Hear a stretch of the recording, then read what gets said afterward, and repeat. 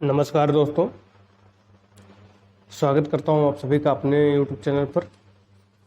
आज के इस वीडियो में हम देखेंगे कुछ महत्वपूर्ण प्रश्न। तो आइए प्रारंभ करते हैं। क्वेश्चन है आपका पहला, निम्न में से साधारण मानव कितने ताल का होता है? ठीक है, साधारण मानव कितने ताल का होता है ये आपको बताना है। विकल्प है आपके पास 9 ताल, 8 ताल, 5 ताल या फिर 16 ताल। साधारण मानव जो आपका होगा वो कितने ताल का होगा? 8 ताल का होगा। ऑप्शन बी इसका राइट आंसर हो जाएगा। 16 ताल आपका राक्षस का होता है।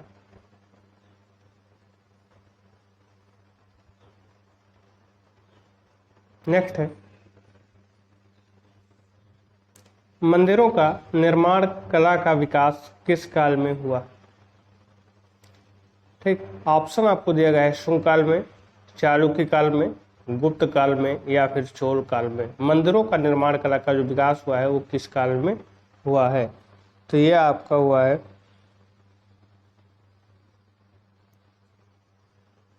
गुप्त काल में। ऑप्शन सी इसका राइट आंसर हो जाएगा।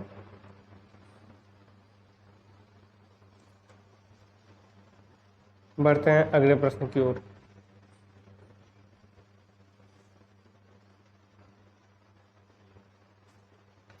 साल्वाडोर डाली कलाकार ने किस वाद को विकसित किया? विकल्प आपको दिया गया है घनवाद को, किरणवाद को, प्रभाववाद को या फिर अति यथार्थवाद को। तो साल्वाडोर डाली जी ने जिस कलावाद को विकसित किया है उसका नाम आपका अति यथार्थवाद है। ऑप्शन डी इसका राइट आंसर हो जाएगा।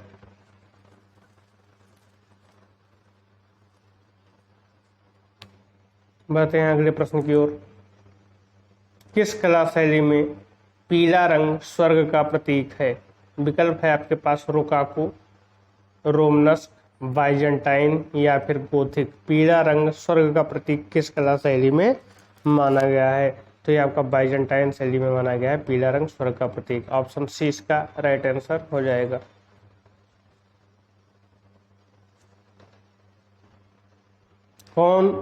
नेक्स्ट क्वेश्चन है आपका कि निम्न में से कौन सा चित्र पिकासो का नहीं है?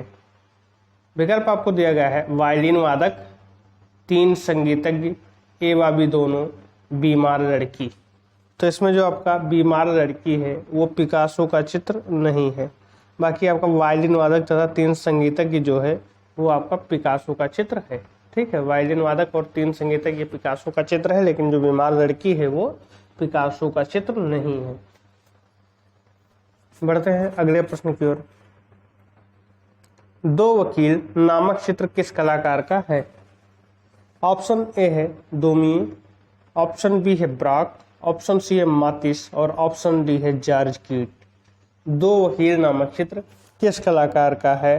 तो ये आपका है दोमिये का। ऑप्शन ए इसका राइट आंसर हो जाएगा। दो वकील नामक चित्र जो है वो दोमिये ने इसका चित्रण किया है। दोमिये एक यथार्थवादी शैली का चित्रकार था। किस शैली का चित्रकार था? तो दोमिये एक यथार्थवादी शैली का चित्रकार था। ठीक, बढ़ते हैं अगले प्रश्न की ओर।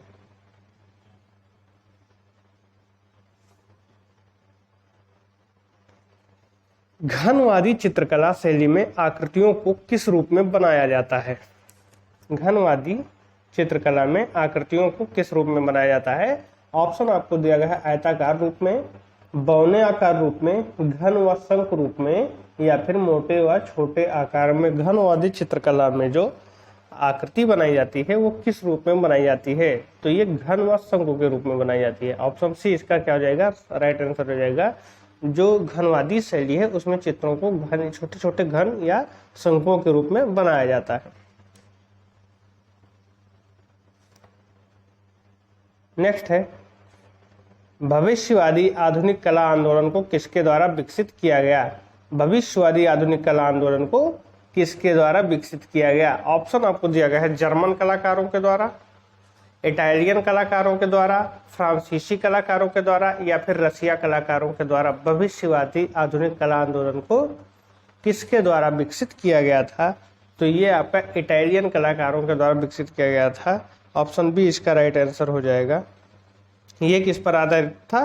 तो ये वाद गतित्व सिद्धांत पर आधारित था। वाद गतित्व सिद्धांत पर यह आधारित था। नेक्स्ट है, कलाकार एम.एफ. हुसैन का जन्म कहाँ हुआ? ऑप्शन आपको दिया गया है, इंदौर में हुआ था, सोलापुर में हुआ था, कोल्हापुर में हुआ था, या फिर गुजरात में हुआ था। एम.एफ. हुसैन, मकबूल फिदा हुसैन जी का जन्म कहाँ हुआ था? तो इनका जन्म सोलापुर में हुआ था। ऑप्शन बी इसका राइट आंसर हो जाएगा। एम.एफ. हुसैन जी को भारत का पिकासो भी कहा जाता है और इनके चित्रों की प्रदर्शनी पिकासो के साथ हुई थी।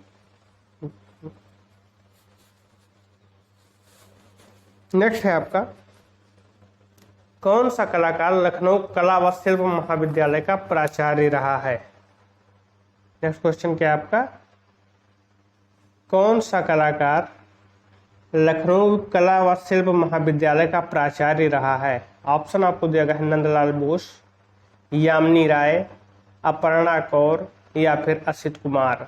लखनऊ कला व शिल्प महाविद्यालय के प्राचार्य कौन रहे हैं? तो असित कुमार हालदार जी थे, जो लखनऊ कला व शिल्प विद्यालय के प्राचार्य रहे। ऑप्शन डी इसका क्या हो जाएगा? सही उत्तर हो जाएगा। बढ़ते हैं अगले प्रश्न की ओर। निम्न में से कौन पाश्चात्य दार्शनिक है? पाश्चात्य दार्शनिक के बारे में हमें बताना है। रविन्द्रनाथ टैगोर ये भारतीय ही हैं, वराह मिहिर ये भारतीय ही हैं, कांट है ये पाश्चात्य हैं, तो ऑप्शन सी इसका राइट आंसर हो जाएगा। बाकी बाणभट्ट जो है वो आपके क्या है? भारतीय हैं। ठीक, तो कांट क्या है? पाश्चात्य दार्शनिक हैं। नेक्स्ट है, निम्न में से कौन कला समीक्षावादी कलाकार है? कला समीक्षावादी कलाकार के बारे में हमें बताना है या दिए गए विकल्पों में हमें चयन करना है उसका।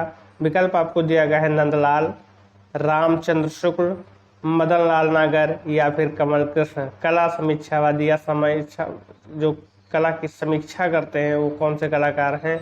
वो हैं आपके रामचंद्र शुक्ल जी। ऑप्शन बी इसका राइट आंसर हो जाएगा। रामचंद्र शुक्ल जी क्या हैं? तो कला समीक्षावादी कलाकार हैं। बढ़ते हैं अगले प्रश्न पर। निम्न में से कौन इतिहासकार तथा कला समीक्षक के रूप में प्रसिद्ध है? इतिहासकार और कला समीक्षक के रूप में कौन प्रसिद्ध है? विकल्प आपको दिया गया है, मदन लाल नागर जी, अमृत लाल नागर जी, गीता कपूर जी, या इनमें से कोई नहीं। कौन कला समीक्षक के रूप में प्रसिद्ध है? तो ये गीता कपूर जी कला समीक्षक तथा इतिहासकार के रूप में प्रसिद्ध हैं। ऑप्शन सी क्या हो जाएगा? इसका सही उत्तर हो जाएगा।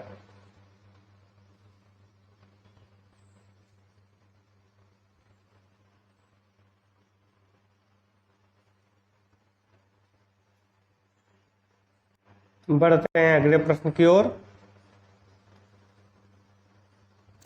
यूरोपियन यथार्थवादी शैली का कलाकार कौन है? ऑप्शन ए है दोमिए, ऑप्शन बी है कुर्बे, ऑप्शन सी है ब्राक, और ऑप्शन डी है मातिस।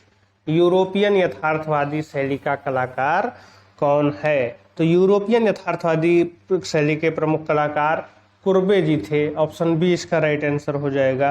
कुर्बे जी कहाँ के थे? तो ये फ्रांस के थे। कुर्बे जी यूरोपियन यथार्थवादी शैली के कलाकार थे और ये इनका संबंध फ्रांस से है। चलिए बढ़ते हैं अगले प्रश्न की ओर।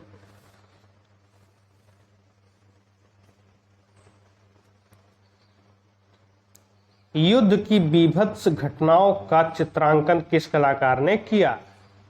ऑप्शन आपको दिया गया है, गोया ने, ऑप्शन बी है जॉर्जियोन ने, ऑप्शन सी है मातिस ने, और ऑप्शन डी है जियोत्तो ने। युद्ध की बीभत्स घटनाओं का चित्रांकन किस कलाकार ने किया था? तो इसका सही उत्तर आपका हो जाएगा, गोया ने युद्ध की बीभत्स घटनाओं का चित्रांकन किया था। अगर हम गोया की प्रमुख रचना के बारे में बात करें तो सत्य की मृत्यु, सार्डाइन का दफन है। ठीक है, ऑप्शन ए इसका राइट आंसर हो जाएगा। बढ़ते हैं अगले क्वेश्चन की ओर। रोड्स के द्वारा किन रंगों की दृश्यानुभूति होती है? ऑप्शन ए है लाल हरा, ऑप्शन बी है पीला बैगनी, ऑप्शन सी है नीला नारंगी, और ऑप्शन डी है काला सफेद। रोड्स के द्वारा किन रंगों की दृश्यानुभूति होती है? तो आपको काला सफेद रंगों की दृश्यानुभूति होती है। ऑप्शन डी इसका राइट आंसर हो जाएगा।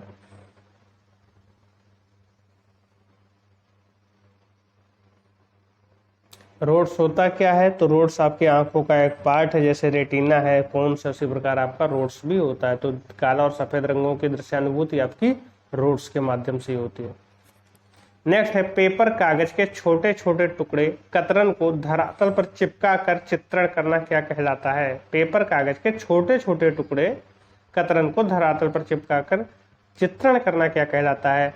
पोस्ट कार्ड चित्रण, ऑप्शन बी है कोलाज चित्रण, ऑप्शन सी है पोस्टर चित्रण और ऑप्शन डी है बाटिक चित्रण। तो क्या कहलाता है ये? आप कोलाज चित्रण कहलाता है। ऑप्शन बी इसका क्या हो जाएगा? राइट आंसर हो जाएगा। चलिए आगे बढ़ते हैं।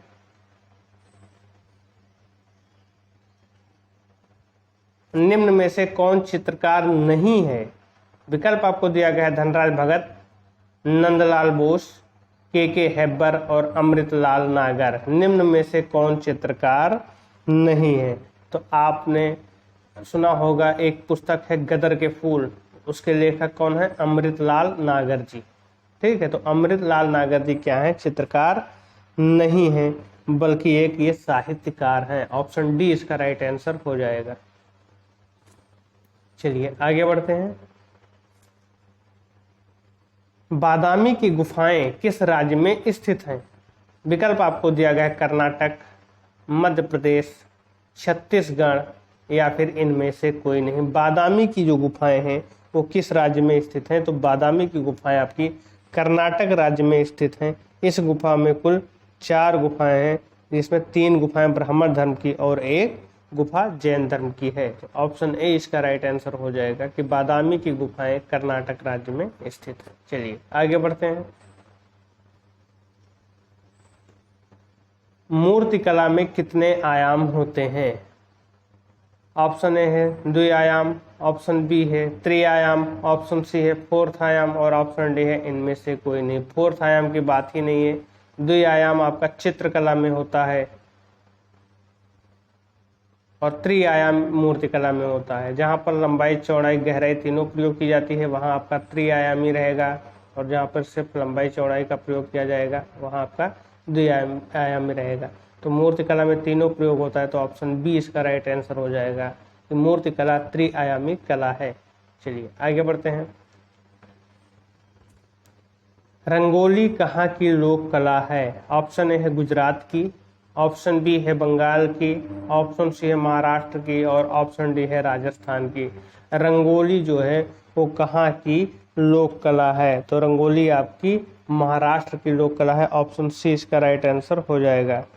राजस्थान की आपकी कौन सी लोक कला है? तो मांडना जो है वो राजस्थान की लोक कला है। नेक्स्ट है दी स्टूडियो नामक चित्र के कलाकार हैं डाविड हैं या फिर ब्राक हैं या मोने हैं या फिर कुर्बे हैं। डाविड, ब्राक, मोने या कुर्बे। तो इसमें जो सही उत्तर है आपका वो आपका कुर्बे हैं। ऑप्शन डी इसका राइट आंसर हो जाएगा। दी स्टूडियो नामक चित्र का चित्रण यथार्थवादी कलाकार कुर्बे ने किया था। नेक्स्ट है रागनी भैरव का चित्रण किस शैली में किया गया है? ऑप्शन ए है कोटा शैली में, ऑप्शन बी है कांगड़ा शैली में, ऑप्शन सी है बूंदी शैली में और ऑप्शन डी है मेवाड़ शैली में। रागनी भैरव का जो चित्रण किया गया है वो किस शैली में किया गया है? तो ये आपका बूंदी शैली में किया गया है। ऑप्शन सी इसका राइट आंसर हो जाएगा। और बूंदी शैली किसके अंतर्गत आता है? तो ये राजस्थानी शैली के अंतर्गत आता है। बूंदी में हाड़ा राजाओं का शासन था। नेक्स्ट है तैल तकनीक में चित्रण करने वाले प्रथम भारतीय कलाकार हैं। ऑप्शन ए है यामिनी राय, ऑप्शन बी है राजा रवि वर्मा, ऑप्शन सी है सतीश गुजराल और ऑप्शन डी है धनराज भगत। तैल तकनीक में चित्रण करने वाले प्रथम भारतीय कलाकार कौन हैं? तो राजा रवि वर्मा जी हैं। ऑप्शन बी इसका राइट आंसर हो जाएगा। बढ़ते हैं अगले क्वेश्चन की ओर। निम्न में से कौन सा गर्म व ठंडा रंग है? लाल और हरा। तो लाल आपका गर्म रंग है, हरा आपका ठंडा रंग है। तो ऑप्शन ए इसका राइट आंसर हो जाएगा। ऑप्शन बी है लाल बैगनी, तो ये नहीं है। ऑप्शन सी है पीला नारंगी, ये भी नहीं है। और ऑप्शन डी है पीला लाल, ये भी नहीं है। लाल हरा ये है जो गर्म व ठंडा रंग दोनों है। ऑप्शन ए इसका राइट आंसर हो जाएगा। चलिए अगले प्रश्न को हम देखते हैं। कलकत्ता ग्रुप के कौन से कलाकार मूर्तिकार हैं? विकल्प आपको दिया गया है नीरद मजूमदार, गोपाल घोष, रथिन मित्रा और प्रदोष दास गुप्ता। कौन से कलाकार हैं जो मूर्तिकार हैं? तो प्रदोष दास गुप्ता जी जो हैं वो एक मूर्तिकार भी हैं। बढ़ते हैं अगले प्रश्न की ओर। निम्न में से सुमेलित नहीं है। ठीक है, तो ऑप्शन ए आपका दिया गया है। बताना क्या है कि सुमेलित नहीं है। ऑप्शन ए है पै ग्रुप के संस्थापक या सचिव एफ.एन. सूजा हैं, सही है ये। पै ग्रुप के जनसंपर्क अधिकारी के.एच. आरा हैं, ये भी सही है आपका। पै ग्रुप के चित्र संग्रहकर्ता एस.एच. रजा हैं, ये भी सही है। पै ग्रुप के कोषाध्यक्ष अकबर पद्मसी है, ये गलत है। पै ग्रुप के कोषाध्यक्ष अकबर पद्मसी नहीं है। ठीक है, इसके बजाय कौन है? तो पै ग्रुप के कोषाध्यक्ष हरि अंबादास गाडे जी थे। ठीक, तो यहाँ जो आपका सुमेलित नहीं है वो आपका कौन सा है? ऑप्शन डी, जो सुमेलित नहीं है। पै ग्रुप के कोषाध्यक्ष अकबर पद्मसी न होकर हरि अंबादास गाडे जी थे। चलिए आगे बढ़ते हैं। बॉम्बे ग्रुप ने कुल कितनी प्रदर्शनियां आयोजित की? ऑप्शन ए 6 बार, ऑप्शन बी है 8 बार, ऑप्शन सी है 5 बार और ऑप्शन डी है 3 बार। बॉम्बे ग्रुप ने कुल कितनी प्रदर्शनियां आयोजित की थी? तो बॉम्बे ग्रुप ने कुल 6 प्रदर्शनियां आयोजित की थी। तो ऑप्शन ए इसका राइट आंसर हो जाएगा। 6 प्रदर्शनियां बॉम्बे ग्रुप ने आयोजित की थी। नेक्स्ट है, मुंबई में जन्मे भूपेन खक्कर ने कला शिक्षण कहाँ प्राप्त की? विकल्प आपको दिया गया है sir J school of art, option B है बड़ौदा विश्वविद्यालय, ऑप्शन सी है शांति निकेतन और ऑप्शन डी है मेयो कॉलेज। जन्म कहाँ भूपेन खक्कर जी कहाँ कला शिक्षा प्राप्त किए थे? तो ये प्राप्त किए थे बड़ौदा विश्वविद्यालय से। ऑप्शन बी इसका राइट आंसर हो जाएगा।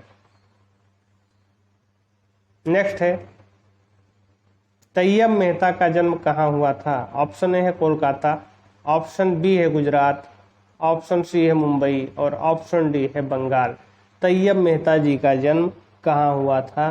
तो इनका जन्म गुजरात में हुआ था, 1912 ईस्वी में हुआ था और ये बॉम्बे ग्रुप के संस्थापक सदस्य थे। कब हुआ था इनका जन्म? तो 1912 में गुजरात में हुआ था। चलिए आगे बढ़ते हैं। एन.एस. बेंद्रे ने प्रारंभिक कला शिक्षा कहाँ से प्राप्त की? ऑप्शन आपको दिया गया है दिल्ली से, गुजरात से, इंदौर से या फिर मुंबई से। एन.एस. बेंद्रे यानी नारायण श्रीधर बेंद्रे ने प्रारंभिक कला शिक्षा कहाँ से प्राप्त की थी? तो इन्होंने प्रारंभिक कला शिक्षा इंदौर से प्राप्त की थी। ऑप्शन सी इसका राइट आंसर हो जाएगा। नेक्स्ट है आपका, कोको फाइट किसकी कृति है? ऑप्शन ए है अपर्णा कौर की, ऑप्शन बी है के हैबर की, ऑप्शन सी है कृष्णा रेड्डी की और ऑप्शन डी है गोवर्धन लाल की। कोको फाइट किसकी कृति है? तो कोको फाइट जो चित्र है वो के हैबर द्वारा चित्रांकित किया गया है। ऑप्शन बी इसका राइट आंसर हो जाएगा। चलिए आगे बढ़ते हैं।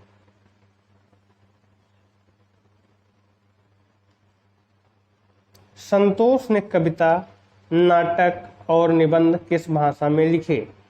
ऑप्शन ए है कश्मीरी भाषा में, ऑप्शन बी है नेपाली भाषा में, ऑप्शन सी है गुजराती भाषा में और ऑप्शन डी है बंगाली भाषा में। संतोष ने कविता, नाटक और निबंध किस भाषा में लिखे? तो इन्होंने कश्मीरी भाषा में लिखी, क्योंकि संतोष जी खुद कश्मीरी थे। कौन से थे संतोष? तो ये थे आपके गुलाम रसूल संतोष, G.R. संतोष। ठीक है, तांत्रिक कलाकार। नेक्स्ट है आपका, हुसैन के 1971 में किस घनवादी चित्रकार के साथ इनके चित्र प्रदर्शित हुए? ठीक है, ऑप्शन आपको दिया गया है ब्राक, पिकासो, सोरा या जेरिको। 1971 में किस घनवादी चित्रकार के साथ, तो हमने आपको बताया था कि पिकासो के साथ इनके चित्र प्रकाशित हुए थे और इनके चित्र कौन किस पर आधारित थे, तो महाभारत के 30 चित्र थे। ठीक है, तो 1971 में घनवादी चित्रकार पिकासो, घनवादी ब्राग भी थे लेकिन पिकासो के साथ इनके चित्र प्रदर्शित हुए थे। और भारत का पिकासो भी किसे कहा जाता है, तो एम.एफ. हुसैन को कहा जाता है और यामिनी राय को भी कहा जाता है। चलिए नेक्स्ट क्वेश्चन है आपका, रविंद्रनाथ टैगोर ने शांति निकेतन में कला भवन की स्थापना कब की थी? ऑप्शन आपको दिया गया है 1919 में, 1942 में, 1915 में या फिर 1918 में। रविंद्रनाथ टैगोर ने शांति निकेतन में कला भवन की स्थापना कब की थी? तो इन्होंने 1919 ईस्वी में शांति निकेतन में कला भवन की स्थापना की थी। ऑप्शन ए इसका राइट आंसर हो जाएगा। अगला प्रश्न है आपका, पंजाब में अमन की वापसी, क्या है? पंजाब में अमन की वापसी कृति किसके द्वारा बनाई गई है? विकल्प आपको दिया गया है आर.एन. टैगोर के द्वारा, ऑप्शन बी है आपका धनराज भगत के द्वारा, ऑप्शन सी है नंदलाल बोस के द्वारा या फिर ऑप्शन डी है गगनेंद्रनाथ टैगोर के द्वारा। पंजाब में अमन की वापसी किसकी चित्र है या किसका चित्रांकन है? तो ये किसके द्वारा चित्रांकन किया गया है? तो ये आपका गगनेंद्रनाथ टैगोर के द्वारा ये बनाया गया है पंजाब में अमन की वापसी। ऑप्शन डी क्या हो जाएगा? राइट आंसर हो जाएगा। चलिए आगे बढ़ते हैं।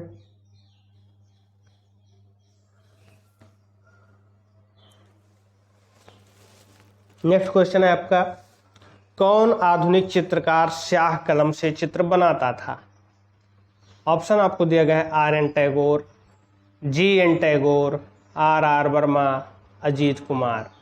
कौन आधुनिक चित्रकार जो है वो स्याह कलम से अपना चित्र बनाता, स्याह कलम से चित्र बनाता था? आर.एन. टैगोर यानी रविंद्रनाथ टैगोर, जी.एन. टैगोर यानी गगनेंद्रनाथ टैगोर, आर.आर. वर्मा यानी राजा रवि वर्मा और अजीत कुमार। इनमें से कौन सा चित्रकार था जो स्याह कलम से अपना चित्र बनाता था? तो वो थे रविंद्रनाथ टैगोर जी। ऑप्शन ए इसका राइट आंसर हो जाएगा। स्याही से इन्होंने चित्रांकन किया था। नेक्स्ट है, भारतीय मूर्तिकला का जनक किसे कहा जाता है? विकल्प आपको दिया गया है डी.पी. चौधरी को कहा जाता है, एस. चौधरी को कहा जाता है, डी. भगत को कहा जाता है या फिर आर. किंकर को कहा जाता है। डी.पी. चौधरी को आप जानते हैं, एस. चौधरी यानी शंको चौधरी को कहा जाता है, डी. भगत यानी धनराज भगत को कहा जाता है या आर. किंकर राम किंकर बैज को कहा जाता है। तो भारतीय मूर्तिकला को जो जनक कहा जाता है वो आपके राम किंकर बैज जी को कहा जाता है। ऑप्शन डी इसका राइट आंसर हो जाएगा। डी.पी. राय चौधरी देवी प्रसाद राय चौधरी जी हैं। नेक्स्ट है, देवी प्रसाद चौधरी को पद्म भूषण सम्मान कब मिला था? विकल्प आपको दिया गया है 1956 में, ऑप्शन बी है आपका 1974 में, ऑप्शन सी है 1957 में और ऑप्शन डी है 1958 में। देवी प्रसाद राय चौधरी जी को पद्म भूषण सम्मान किस वर्ष मिला था? तो इन्हें 1958 में पद्म भूषण सम्मान से सम्मानित किया गया था भारत सरकार के द्वारा, इसे देवी प्रसाद राय चौधरी जी को।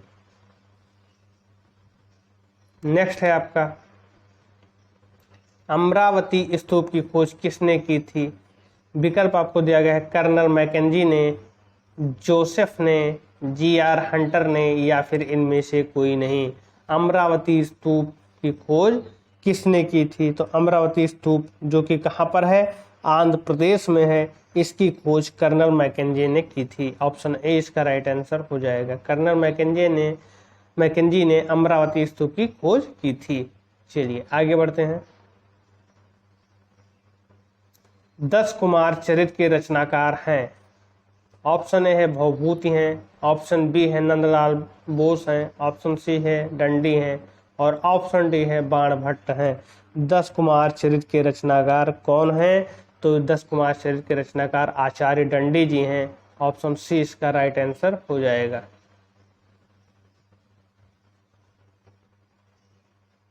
भोटिया बौद्ध मंदिर कहाँ स्थित है? ऑप्शन ए है पश्चिम बंगाल में, ऑप्शन बी है असम में, ऑप्शन सी है मणिपुर में और ऑप्शन डी है मिजोरम में। भूटिया बौद्ध मंदिर कहाँ पर स्थित है? तो भूटिया बौद्ध मंदिर जो है वो पश्चिम बंगाल में स्थित है। ये प्राचीन बौद्ध मंदिर है। ऑप्शन ए इसका राइट आंसर हो जाएगा।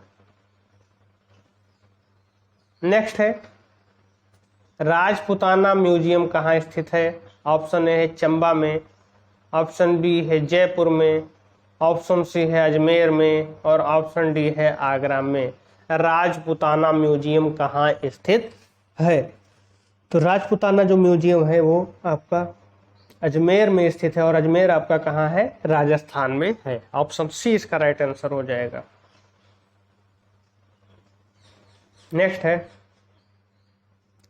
प्रभा पवार का जन्म कहाँ हुआ था?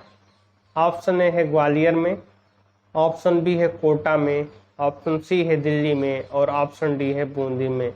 प्रभा पवार का जन्म कहाँ पर हुआ था? तो प्रभा पवार जी का जन्म जो हुआ था वो ग्वालियर में हुआ था। ऑप्शन ए इसका राइट आंसर हो जाएगा। ग्वालियर आपका कहाँ पड़ता है? तो मध्य प्रदेश में पड़ता है।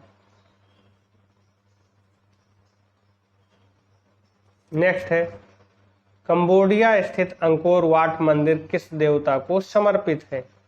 ऑप्शन ए है सूर्य देवता को, ऑप्शन बी है शिव को, ऑप्शन सी है विष्णु को और ऑप्शन डी है गणेश को। कंबोडिया स्थित जो मंदिर है अंकोर वाट मंदिर वो किस देवता को समर्पित है? तो ये समर्पित है भगवान विष्णु को। ऑप्शन सी इसका राइट आंसर हो जाएगा।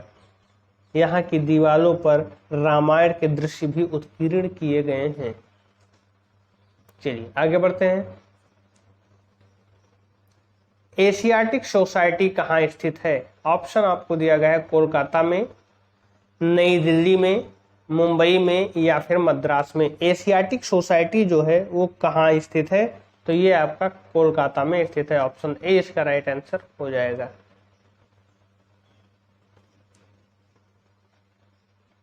नेक्स्ट है, किस नगर में ख्वाजा मोइनुद्दीन चिश्ती की दरगाह स्थित है? ख्वाजा मोइनुद्दीन चिश्ती की दरगाह किस नगर में स्थित है? विकल्प आपको दिया गया है जयपुर में, इलाहाबाद में, जौनपुर में या फिर अजमेर में। ख्वाजा मोइनुद्दीन चिश्ती का जो दरगाह है वो आपका अजमेर में है। ऑप्शन डी इसका राइट आंसर हो जाएगा। नेक्स्ट है और आज का लास्ट क्वेश्चन है, नंदनगढ़ अभिलेख को किस शासक ने स्थापित किया? ऑप्शन ए है चंद्रगुप्त मौर्य ने, ऑप्शन बी है अशोक मौर्य ने, ऑप्शन सी है चंद्रगुप्त विक्रमादित्य ने और ऑप्शन डी है चंद्रगुप्त प्रथम ने। नंदनगढ़ अभिलेख को किसने स्थापित किया था? तो अशोक मौर्य ने किया था। ऑप्शन बी इसका राइट आंसर हो जाएगा। इसी के साथ इस वीडियो में जितने भी क्वेश्चन थे वो समाप्त हुए। मिलते हैं अगले वीडियो में कुछ नए प्रश्नों के साथ। तब तक के लिए धन्यवाद।